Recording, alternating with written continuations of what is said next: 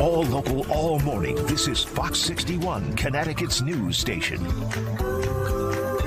right, we've got another cool segment for you coming up. Now, this man has a certain set of skills that have intrigued audiences across the nation. And next Thursday, America's top psychic medium will be in Torrington. We'll meet with him when the Fox 61 Morning News rolls on. So next Thursday in Torrington, America's top psychic medium, Matt Fraser, will be at the Warner Theater live and in person. He joins us this morning. Good morning, Matt. Good morning. It's great to be here with you. Yeah, I am so excited to chat with you this morning. We have a lot to get to in our short little time. Now, first up, Matt, I want to ask you, how old were you when you realized you were gifted?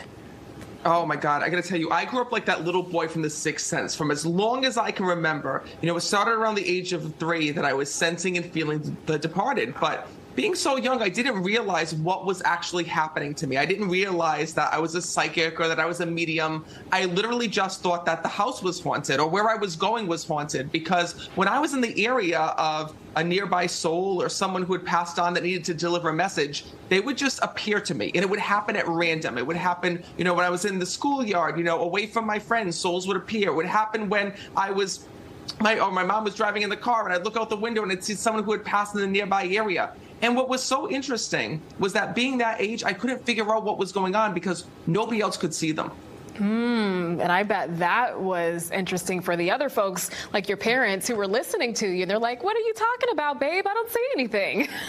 It was really hard, and that's why for the longest time I had to shut out my gifts, because I would tell friends that were around me, and the friends would tell their parents, and the parents would be like, oh, he's just got an imagination. Oh, no, he's just playing pretend. Oh, no, that's not really there. And it was really hard because I would fight back, because I knew that what I was seeing and hearing was real. I just didn't understand why I was seeing it. I didn't understand why these souls were coming to me. And it wasn't until later on in life that I actually realized that the reason why I was seeing these things were that these were souls that had messages. And these were people that were trying to reach their loved ones here on earth, because so many times we lose a loved one and we don't get to say goodbye. So many times they pass tragically, and there's something that they wish they would have gotten to tell us before they left this world. Sometimes we lose a loved one and the pain just sits, and we wonder, are they there at our birthday? Are they there when I'm going to walk down the aisle? Are they there to see my son, get married or graduate from high school? And that's what I love so much about being a medium today, is that I get to use my gift to help to show people that there is no such thing as death. Your loved ones are with you. And more importantly, they're using signs to reach you, even when you don't come and see a medium like myself. Nice. Glad to hear that. Now, Matt, have you ever had an experience where you received a message that changed your own life? Oh my God, there's been so many messages. I mean, I live my life by the messages that I deliver, because a message isn't just about the person receiving the message. It's about anyone that can hear it and anyone that can experience it. I'll give you an example. There was this woman that I was connecting with, and the moment that I spoke to her, I saw 2 boys that had passed away, and they were her children who had passed. And the moment I connected with her, I saw that, unfortunately, one of the boys had let out the other boy out into the yard. They had opened the garage door, and both of them had passed away by drowning in the swimming pool. And that message, what I had to see and what I had to, experience through the visions that I saw, hit me so deeply that I made a promise to that mom. And I said, becoming a new dad at the time, I said to her, listen, me and my wife had just purchased a house. We were putting in a pool. I said, I'm going to do everything that I can to make sure what happened to your boys will never happen to my sons. I'm going to keep them safe. I'm going to keep them protected, in honor of your boys that had passed away. And I became manic with my house and making sure that the pool was safe and the kids had swimming lessons. And we had, all the alarm systems and whatnot. Because the thing is that souls don't want to see the same thing happen twice. They don't want to see what happened to them happen to someone else. And that's part of the reasons on why they come through to deliver a message, is to watch over us, to protect us, to keep us safe, and to allow us to live a better life here on this earth. Now, I imagine that when you're at your events and you are connecting with people in person, that it takes a lot out of you. So, how do you prepare yourself for your events? Well, it's amazing. I love what I do, and I literally feel like I'm a messenger from the other side. So the moment that I go out on stage, the one thing I want to make sure of is that I reach as many people as possible. And if I'm not exhausted at the end of the day, I did not do my job right.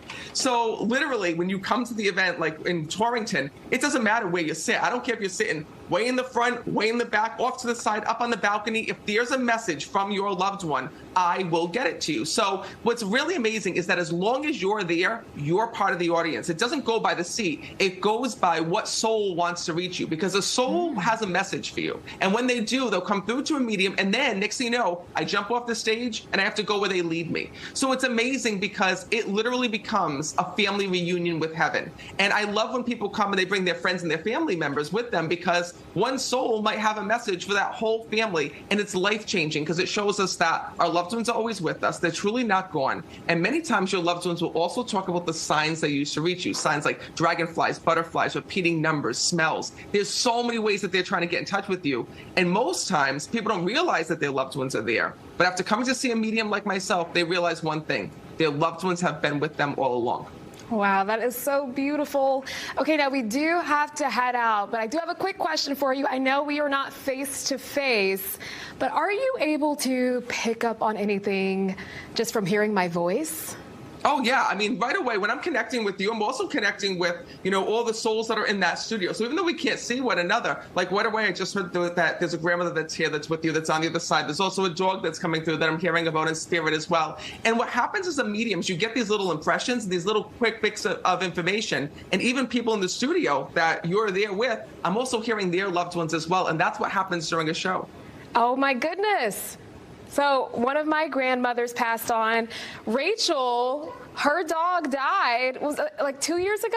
Yeah. Oh my goodness. They're telling me, because I kept hearing about this dog being like her baby, and like there were Your times when she was like putting things on the baby. dog's Oh my hair and like gosh. going in like, it's like Oh, they'll you're start gonna to make hear. me cry. What happens is it's called psychic impressions, right? So like this is exactly what happens when I go out into the stage, and then I got to get all these messages to where they belong in the audience, and the souls start to guide me. Like, I'm that person's mother, I'm this person's dog, I'm this person's father, and it's really amazing because I never know who's going to come through. Yeah. It's almost like they whisper in my ear. I'll just start hearing these little things, and like I said, all the souls try to come through at one time, and that's why I tell people, as long as you're there, you're part of the experience. Oh my goodness. Thank you so much for joining us. All right, go check him out next Thursday, 7:30 at the Warner Theater in Torrington. Good luck to you.